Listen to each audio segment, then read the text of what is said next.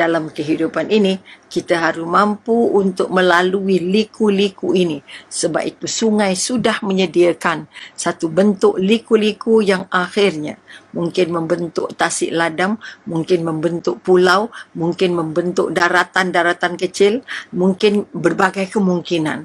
Sebab itu sekali lagi, jangan takut melalui liku-liku hidup.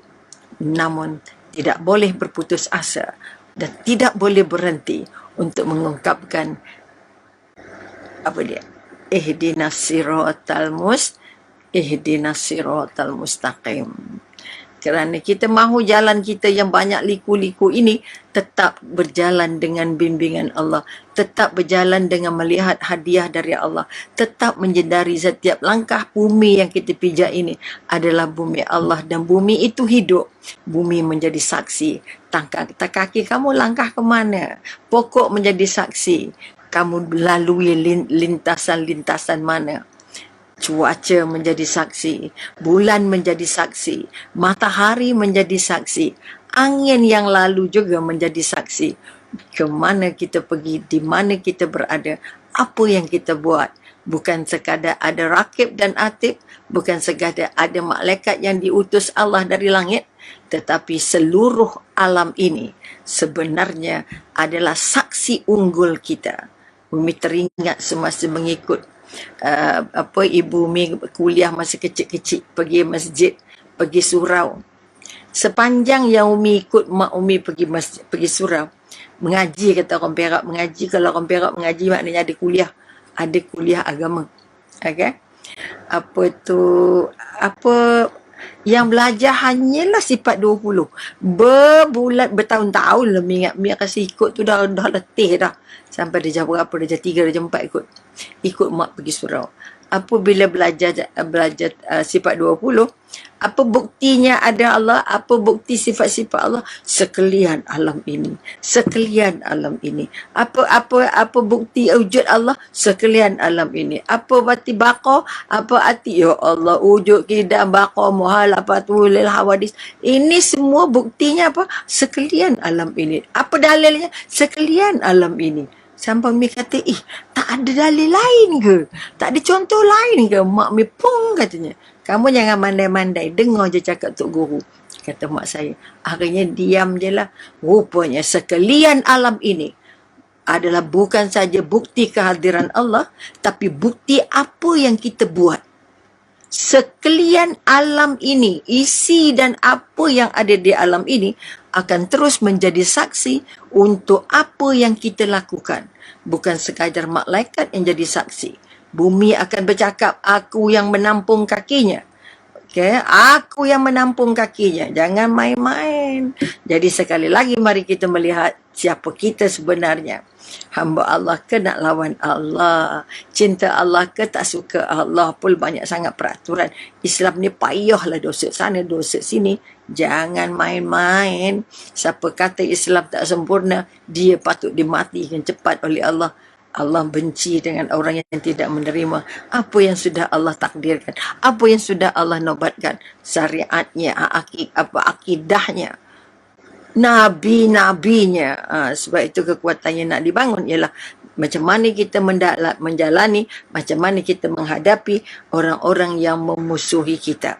Dr. Aidit memberikan sedikit panduan atau kisah-kisah, kes-kes. Dia tidak menguraikan dalam bentuk fakta-fakta lain, tapi dia menguraikan fakta kes. Kerana fakta kes adalah fakta yang tidak boleh diragukan. Maka kita akan membaca beberapa fakta kes yang membuktikan bahawa orang kita jangan bersedih, jangan susah hati, jangan ragu-ragu, jangan bimbang, jangan sakit perut, jangan muka panjang, hanya disebabkan oleh apa? Kita dimusuhi, kita ni tak dibuat, tak berkenan dia orang, kita ni mungkin dikesampingkan orang, atau kita ni tidak dianggap baik oleh orang. Apa sajalah. Mari kita lihat apa agaknya kes-kes yang dipaparkan oleh Dr. Aidit untuk kita jadikan sebahagian dari pegangan, sebahagian dari kepahaman, sebahagian dari peringatan supaya kita mampu merawat hati-hati ini, merawat jiwa ini, merawat perasaan ini untuk tidak berduka apabila kita dimusuhi, ataupun apabila kita tidak diterima, ataupun apabila kita diketepikan. Ya Allah, orang yang ketepikan bukannya Allah, dimusuhi orang bukan dimusuhi Allah. Yang kita takut Allah ketepikan kita, Allah tak nak tengok kita. Yang kita takut Allah musuhi kita. Allah tak musuhi kita, tapi siapa yang memusuhi Allah? Kita yang memusuhi Allah. Oleh itu kita semak, aku ni musuh ke, kekasih ke, umat yang baik ke, yang meragam ke? Okey, mari kita tengok. Okey, apa yang dinasihatkan oleh Dr. Aidit dalam siri ini kan? Pertama dia pesannya apa? Tinggal dia pesan, jika anda selalu memberi maaf, maafkan orang. Orang minta maaf, oh ya, maaf. Memberi maaf itu sangat mahal, okey? Memberi maaf dan lapang dada. Jangan beri maaf tapi rungut-rungut. Aku cakap je maaf tapi sebenarnya tak, jangan. Dia mesti memberi maaf, lepas beri maaf lapang dada. Apa tanda lapang dada? Kita tak musuh dia lagi. Kita tak berkawan dengan dia lagi. Kita tak dekat dengan dia lagi. Kita tak dia kawan dengan kita lagi. Itu tandanya kita kata kita memberi maaf. Tapi kalau kita kata, yelah aku dah maafkan dah, tapi bila jumpa mukanya moncong juga, bila jumpa tak nak bercakap, makan tak nak duduk sebelah, kereta tak nak naik satu kereta, itu maknanya maafnya kosong. Maafnya tidak ada makna. Bermakna maafnya itu tidak membuat dia lapang dada. Sebagai orang beriman, sebagai orang mukmin, besar mana pun kesalahan orang, belajarlah untuk memaafkan. Supaya apa? Kalau kamu mudah memaafkan, insya-Allah Allah balas, akan memudahkan urusan taubat kita, akan mudah mendapat ampunan kalau kita berhajat dengan Allah. Ini kekuatan, maknanya berlapang dada. Bila lapang dada, tak sesak dada. Tadi tak adalah kena darah tinggi, tak adalah kena sakit jantung. Okey, sebab itu hari ini Umi berjumpa dengan seorang ayah yang sudah diserang sakit jantung, baru keluar hospital 2 hari. Baru tahu macam mana nafas sudah tidak lagi lancar. Saya tanya dia tadi macam mana tanda-tandanya sehingga dapat rasa sampai dapat dikesan kata dinobatkan ataupun dinobatkan pula, ya macam main-main tak, didiagnoskan sebagai serangan jantung. Okey, dia sedang bekerja, dia seorang guru. Okey, Mi kongsikan saja, jangan tanya siapa. Okey, hari ni untung sebab Mi dapat habis kaunseling, Mi awal sikit, jadi tak boleh nampak lambat sangat, tak boleh nampak kelang kabut sangat, tak gitu. Mudah-mudahan nampak tenteram sikit tak? Okey. Jadi bila Mi tanya macam mana mula-mula rasa orang yang kena serangan jantung ni, dia rasa mula dadanya berat gitu. Lepas itu dia susah nafas. Susah bernafas. Itu je tanda-tanda besarnya lah. Yang lain tu Mi tak sempat nak nanya sebab dia datang untuk kaunseling bukan nak interview. Lepas tu bila kemudian kawan dia bawa pergi klinik. Okey. Apa yang dibuat oleh doktor di klinik ialah panggil ambulan. Panggil ambulan. Dengan ambulan. Apa sebab panggil ambulan? Tak boleh naik kereta lagi. Dia datang dengan kereta tapi akhirnya klinik apa kita kata panggil ambulans. Kerana hanya dalam ambulans saja ada bekalan oksigen. Sebab itu akhirnya dia dibawa ke hospital menggunakan ambulans, bukan gunakan kereta kita, bukan gunakan kereta yang dia datang, tapi nak gunakan ambulans kerana kita nakkan bekalan oksigen pada napas-napas yang sesak tadi. Ni yang kata, Alung kenapa tanpa nak naik ambulans? Naik je kereta cepat sikit, ambulans kan lambat, macam-macam. Kita ingat, jiran Mi 2-3 orang sakitnya tenat, keretanya banyak, anaknya ramai. Okey, tapi malangnya ada satu kes jiran juga, ada jiran yang dapat ambulans cepat datang, telefon terus datang, maka dia dapat lebih mudah diselamatkan. Tapi ada satu kes yang sangat sampai hari ini sangat menyayat hati. Okey, dia panggil ambulans daripada selepas subuh dalam pukul 6.30 kot. Okey, tapi sampai pukul 8.30 ambulans tak datang lagi. Dia sakit sesak nafas juga. Sesak nafas tapi dia mengandung hampir nak cukup term dah, nak dekat bersalin dah. Okey. tetap sesak nafas, akhirnya tunggu-tunggu ambulans, masih tak ada ambulans. Akhirnya dia datang rumah Umi, panggil anak Umi, minta Umi bawa dengan kereta Umi. Artinya sudah menunggu lebih daripada dekat-dekat 2 jam. Dari pukul 6.30, 7.30, 8.30. Okey. Ketika anak-anak Mi masa mengangkatnya ke kereta Umi tadi tu, kita nampak mulutnya dah berbuih-buih. Dan dia tidak bercakap lagi.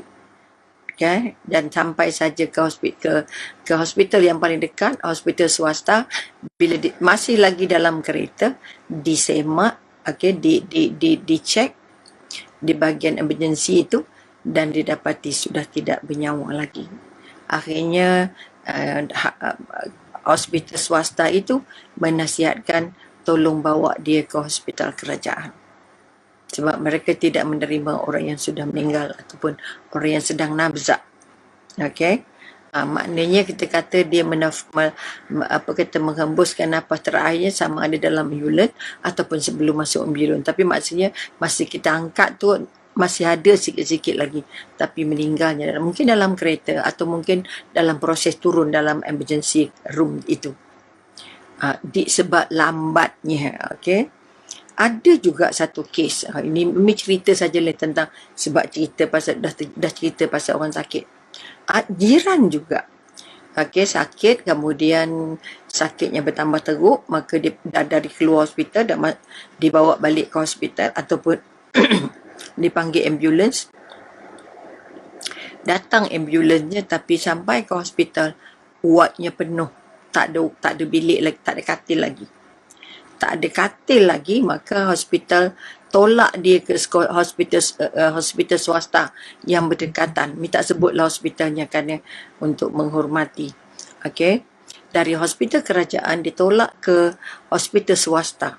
Masuk 1 malam di hospital swasta.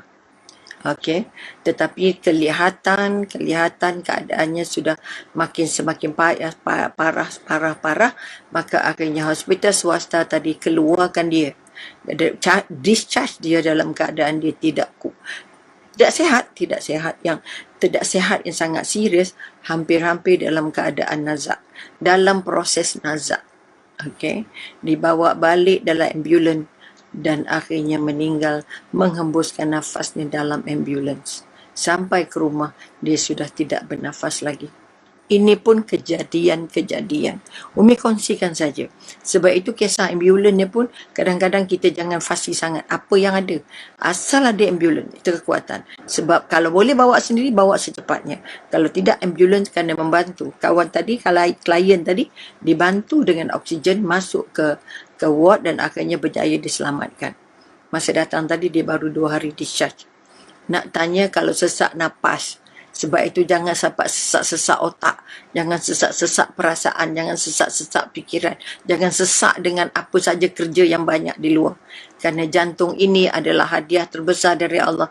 Dan Allah yang jaga. Kalau kamu jaga diri kamu tapi tak jaga hubungan dengan Allah, kita bimbang talinya boleh putus bila-bila masa. Talinya boleh meragam bila-bila masa. Sebab itu kita kata kalau handphone saja sampai masanya mati begitu saja. Tak payah cakap jatuh ke apa ke, dia mati blank terus. Itu tandanya jangka hayat telefon itu sudah sampai. Ini kekuatan-kekuatan yang nak dibangun. Maka sekali lagi mari kita tengok tajuk yang tadi. Jangan bersedih jika dimusuhi. Maka kita kata siapa nak dapat lapang dada, siapa nak dapat tenang, siapa nak dapat rasa dekat dengan Allah, maka dia mestilah selalu mudah memberi maaf. Walaupun yang dikata itu menyakitkan hati, yang ditegur tu komennya komen yang menghina, melukakan, maafkanlah dia. Sebab itu kita kata kalau kita diberi perhatian, sama ada diberi perhatian secara positif, syukur, dan diberi perhatian secara negatif pun syukur. Apa sebab syukur? Kerana kita masih diberi perhatian. Jadi orang yang memusuhi kita, orang yang tak suka dengan kita, dan selalu perhati kita, selalu komen kita, selalu bagi kita sakit hati, tandanya apa? Dia masih beri perhatian pada kita. Bahagia tak dapat perhatian. Daripada orang tak peduli langsung. Sebab itu walaupun anda dimusuhi, tapi anda diberi perhatian. Harusnya bahagia, syukur, alhamdulillah. Maka kita dengan mudah boleh memaafkannya dan kita Allah anugerahkan lapang dada. Okey? Maka apa yang dapat anda akan dapat kemuliaan di dunia dan di akhirat. Ni modal pertama ni. Dapat bahagia atau mulia. Memperoleh kemuliaan di mata manusia dan di mata Allah. Sebab itu, siapa saja kata tak cantik dengan kita, tahniah kat dia, terima kasih kat dia. Ya Allah, syukurlah awak komen saya ke tidak, saya perasan. Dr. Rubia tu memang laser. Awak macam mana kan? Artinya jangan marah dia. Jangan marah dia. Dia memberi perhatian pada kita untuk kita menyemak diri. Jangan cepat sangat lupa diri. Jangan sangat macam popular sangat. Macam hebat sangat. Okay? Allah hantar dia untuk tanya kita. Allah hantar dia untuk bagi komen pada kita. Oleh itu maafkan dia. Itu pesan pertama. Dr. Aidil kata apa? Kalau kamu dimusuhi, pertama apa? Memaafkan. Tapi susah weh. Suami susah nak maafkan isteri, isteri susah nak maafkan suami, adik-beradik susah, abang susah nak memaafkan adik, adik susah maafkan abang. Ini kerugian paling besar. Kita sedang bunuh diri dah. Kalau orang yang susah memaafkan, I can forget but cannot forgive. Alahai sombongnya. Jangan. Always remember, I must be forgive and forget. Saya akan memaafkan dan melupakan kesalahan dia. Kerana kita tak tahu, entah-entah kita jatuh atas riba dia. Kawan Umi di masjid jatuh atas riba seorang jururawat. Okey, jadi terus dah tindakannya tepat, terus panggil ambulans, terus masuk hospital, terus operation, terus betulkan dan sebagainya. Tapi masa ini sampai hari ini belum lagi recover, belum lagi balik seperti normal contohnya. Okey, ini kekuatan. Kita tak tahu kita jatuh di sebelah siapa, kita jatuh di bahu siapa, kita jatuh di lantai mana. Okey, oleh itu bawalah diri ini sebagai hamba. Okey, maafkan siapa-siapa pun, maafkan besar mana pun dosanya, besar mana pun kesalahannya. Belajar memaafkan. Kalau nak jadi jemaah Umi, tolong belajar maafkan semua orang. Sebab itu nak tidur Nabi pesan, untuk kamu dapat mati yang tenang, tolong sebelum tidur maafkan semua orang. Dosanya besar ke, rompak kita ke, ambil duit kita ke, tipu kita ke, hianat kita ke, maafkan je dia. Okay, maafkan dia. Okay, Mi kena tipu ada, kena rompak, kena curi ada, kena tipu ada, macam-macam ada. Tapi ujungnya apa? Bahagia, ya Allah. Peringatan-peringatan dari Allah. Itu yang pertama. Maka kalau kita tengok surah Asy-Syura ayat 40. Asy-Syura ayat 40 yang bermaksud barang siapa memaafkan. Okey, ini barang siapa memaafkan dan berbuat baik. Dah maaf buat baik lagi. Pahalanya atas tanggungan Allah. Tak tahu besar mana pahalanya, kerana Allah saja yang tahu besar mana pahala nak bagi. Pasti tak lain dari syurga, insya-Allah. Pertama, memaafkan. Kedua, apa kata tadi? Buat baik. Jangan dendam. Jangan sakit hati. Jangan simpan. Dulu dia tu, dulu jangan. Wahai isteri, maafkan suami. Walaupun dulu ada kisah silam yang tidak cantik. Wahai suami, maafkan isteri. Walaupun isteri tengah punya banyak boyfriend masa lalu. Jangan tanya isteri, saya ni boyfriend awak yang keberapa. Tak perlu tanya soalan itu, kerana Allah sudah jodohkan kita sebagai suami isteri. Jangan tanya sejarah-sejarah, apalagi sejarah-sejarah yang melukakan, memilukan dan memalukan. Okay? Wahai suami, isteri jangan tanya, saya ni girlfriend awak yang keberapa. Tak payah. Nanti kita tidak mampu untuk memaafkan dan tak mampu untuk berbuat baik. Okey? Itu yang pertama pesanan kalau kita orang tak suka. Okey. Kalau pengarang terkenal Shakespeare, ini orang paling sastrawan paling kenal dengan tokoh ini. berpesan pada kita bahawa dia kata apa? Jangan menyalakan api. Jangan menyalakan api terlalu panas. Jangan buat unggun terlalu besar. Jangan panas sangat. Jangan besar sangat kepada musuhmu. Jangan mengapi-ngapi musuh sangat. Oh, dia tu begitu begini, begitu begini, begitu. Banyak sangat sampai tak nampak baiknya. Mengapi itu artinya bukan itu api, bukan hidupkan api.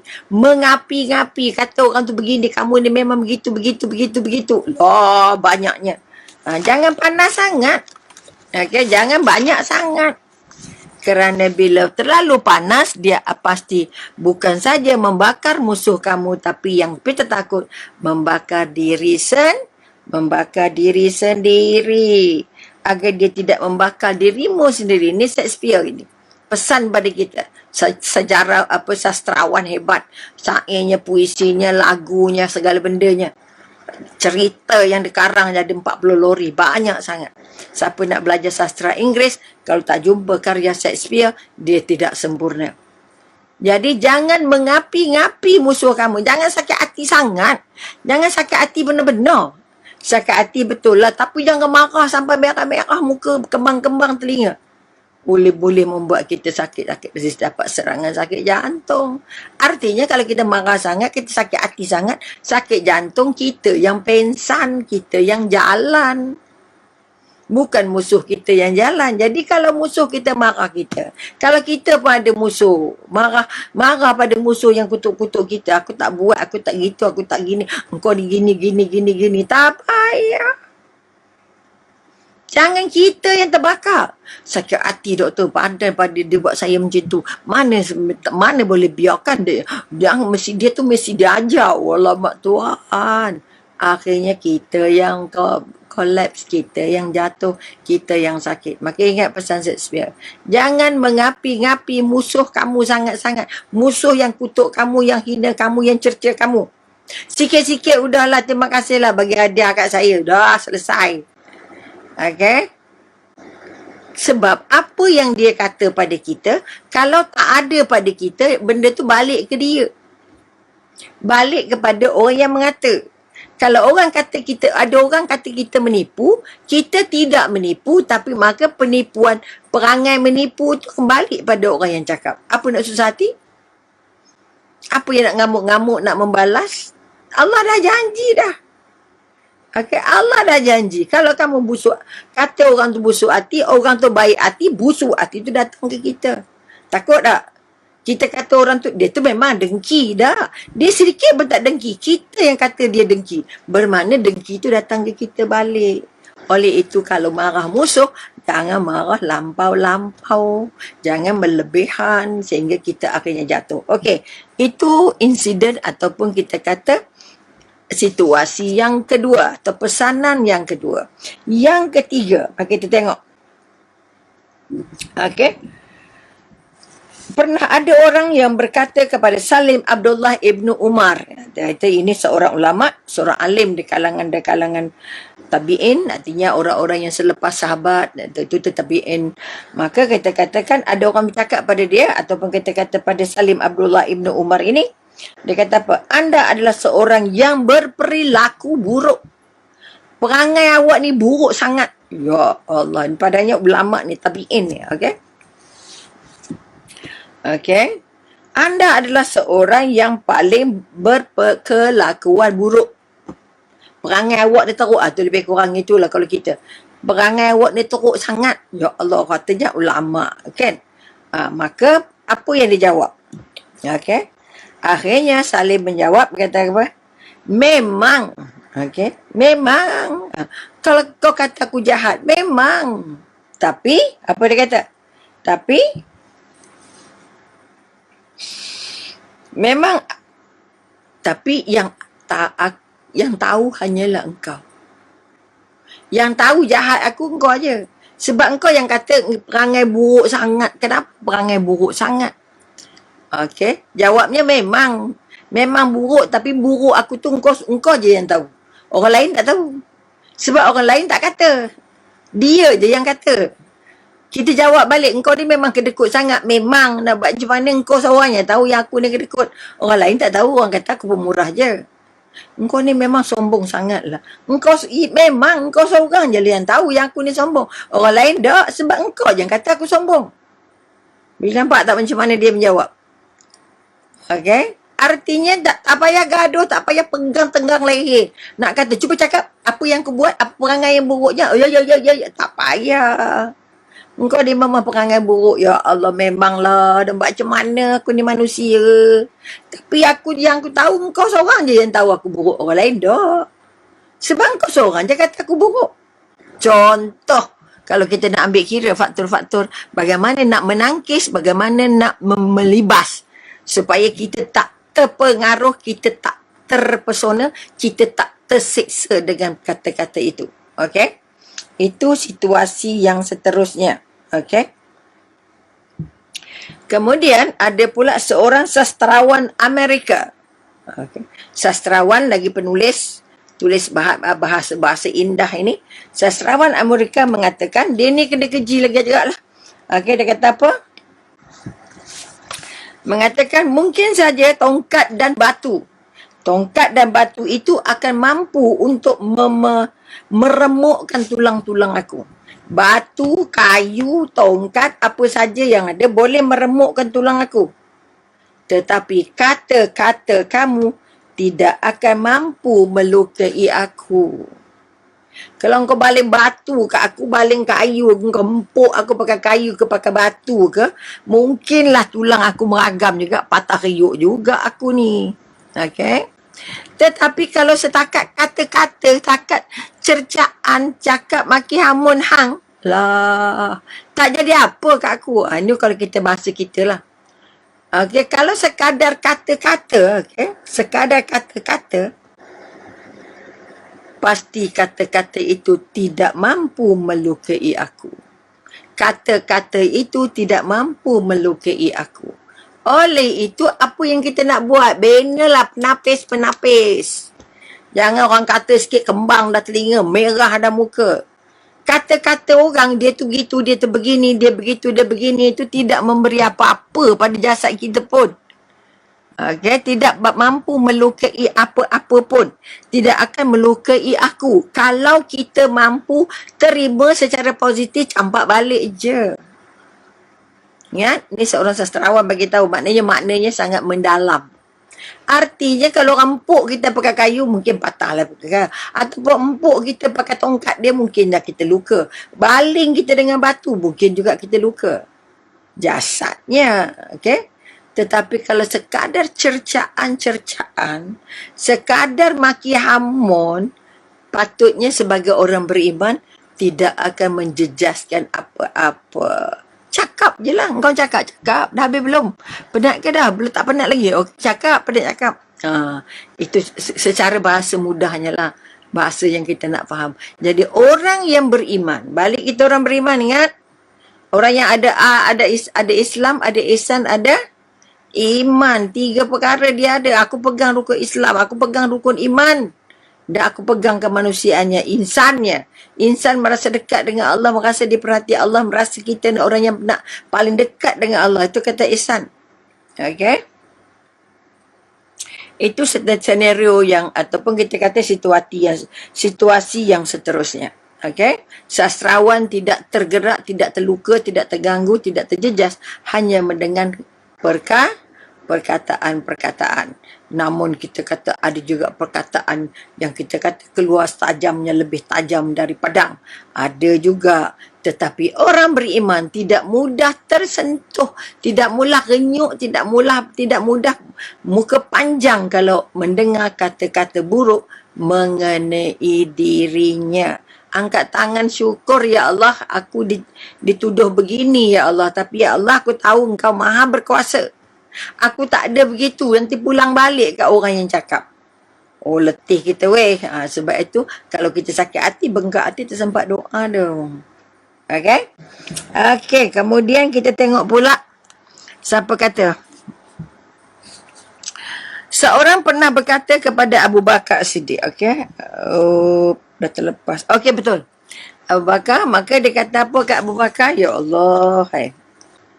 Demi Allah akan aku cerca kamu. Akan aku cerca, aku hina kamu dengan cercaan. Dengan cercaan ni kata-kata buruk yang akan anda bawa sampai ke dalam kuburmu. Masya Allah. Aku akan kutuk hang. Ni kalau bahasa kita lah. Aku akan kutuk hang sampai engkau tak boleh lupa. Sampai bawa cerita tu masuk dalam kubur. Perkataan-perkataan yang dicercakan tu sama masuk dalam kubur. Kata orang ini kepada kepada Abu Bakar. Apa jawapan Abu Bakar? Okey. Abu Bakar menjawab, tidak. Tetapi cercaan-cercaan itu, okey, cercaan-cercaan itu akan masuk bersama-samamu ke dalam kuburmu.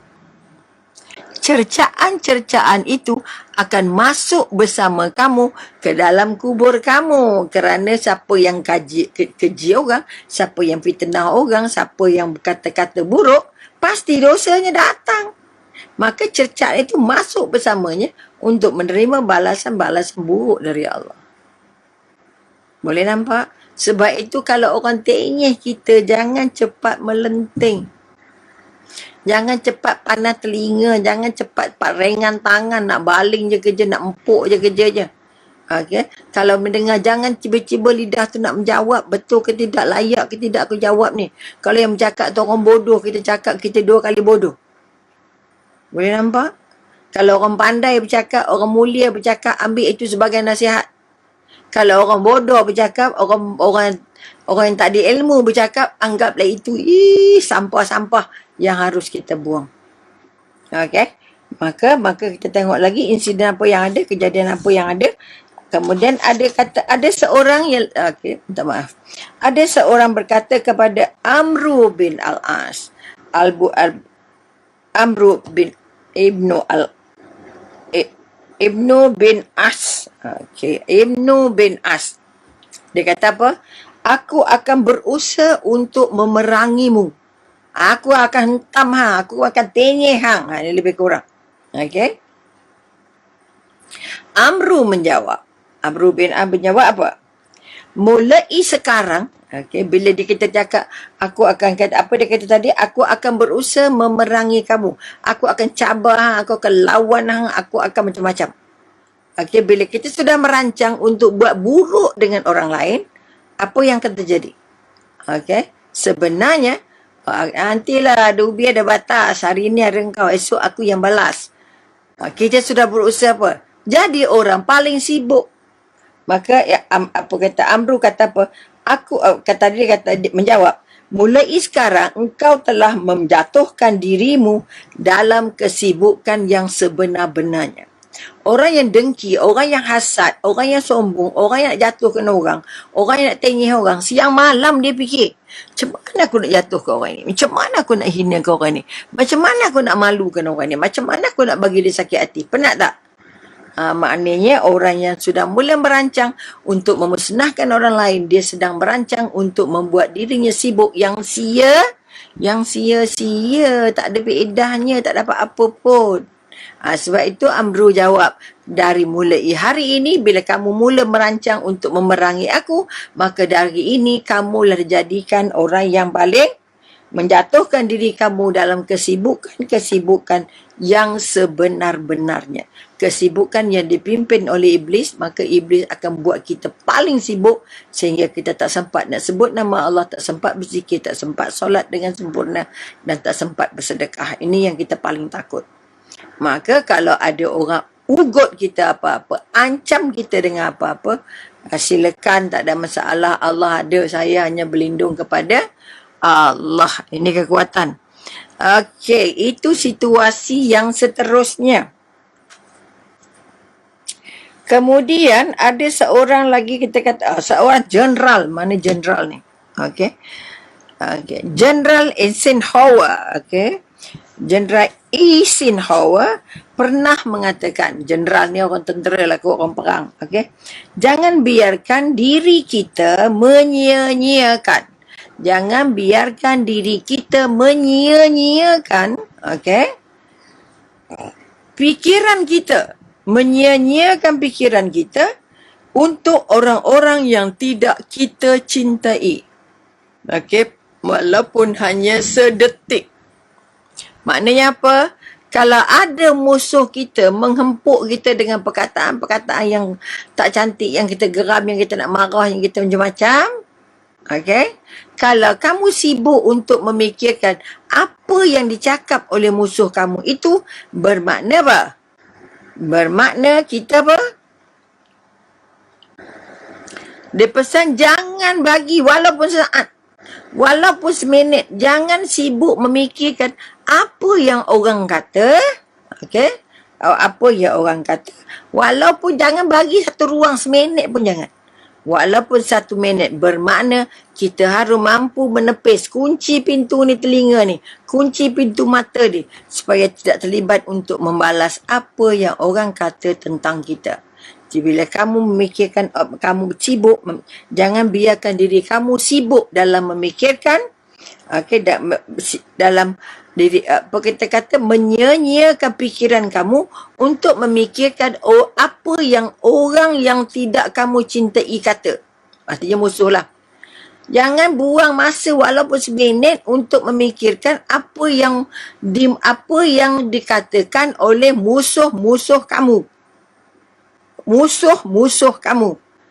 Walaupun sesaat. Apa sebab? Tak ada faedah apa-apa. Kalau orang caci kita, orang maki kita, senyum aja, senang cerita. Syukur Alhamdulillah saya jumpa dengan anda. Anda dapat cerita tentang saya. Kemudian anda tabur cerita itu dengan macam-macam. Boleh nampak? Jangan bagi ruang walaupun seminit. Nak memikirkan apa orang kata tentang saya dan macam mana saya nak balas. Tak payah. Boleh? Sebab kita orang beriman, kita orang mukmin, kita nak tenang, kita nak lapang, kita nak kuat dan kita nak jadi pemaaf.